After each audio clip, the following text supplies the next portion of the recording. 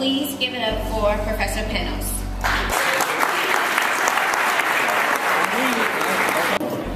Good morning, beautiful people. Good morning. Thank you very much. Thank you. It is so wonderful to be here.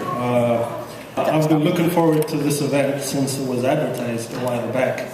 It's the very first one, and I was talking to people, and a lot of times in most of the discourse that we see on campuses, on this campus at least, there is a lack of African perspective, African views, and so this, I hope, will kind of open up the door for inclusion in terms of perspectives that are African-based. There was a wonderful lecture given by a professor, an African-American professor, about multiculturalism a couple of weeks ago on campus. And he gave us a lot of examples about what's happening in Germany, what's happening in Australia, what's happening in the US, etc. And I had a conversation with him. I said, you know, if you go to different parts of Africa, whether north, south, east, west, there's all kinds of diversity in these places, and there are lessons that we can learn.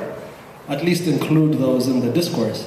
And he talked about the structural difficulty of making these connections in terms of scholars from Africa don't have the infrastructure to attend conferences, workshops, etc. So that link is not as strong as it is with European scholars, etc. So the groundwork for that kind of infrastructure building starts with us. As simple as this may seem, that inclusion starts with us. So I'm very happy to be here. I teach psychology, and in psychology we always say that at the center of a fundamental existential question is, who are you? Who are you? Right? It's a very simple question, but when you sit down and start writing your answer to that question, you begin to understand that, as simple as it may seem, it's a very difficult question, but it's a very fundamental existential question. And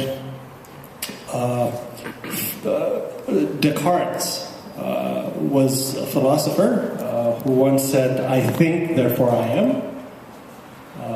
So I think, therefore I am.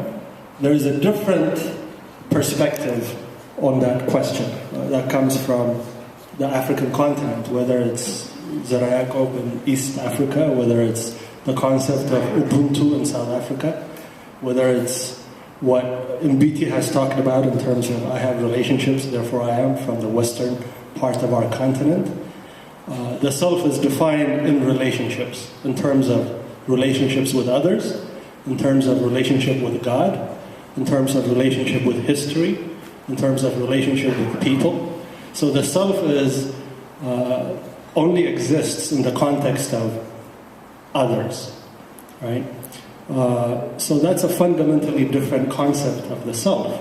And in my psychology classes, at the very beginning of the quarter, what I do is I ask students the question, write an essay, a one-page essay, and the question is, who are you?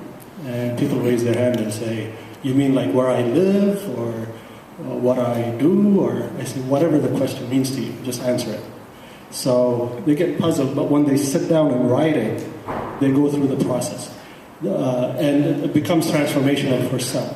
I was really inspired by one particular paper from a student this quarter. And what really inspired me was that in his paper, I was able to see this Afrocentric or African perspective of the self, of how he defined himself in relationship to those who came before him, in relationship to a people, in relationship to a history that he's a part of. So I found the paper so inspirational, I made a copy, I printed it out, put it in my pocket. In between classes I would read it, and I was moved by it. So it's my honor and pleasure to introduce my student colleague, Mr. Lawrence.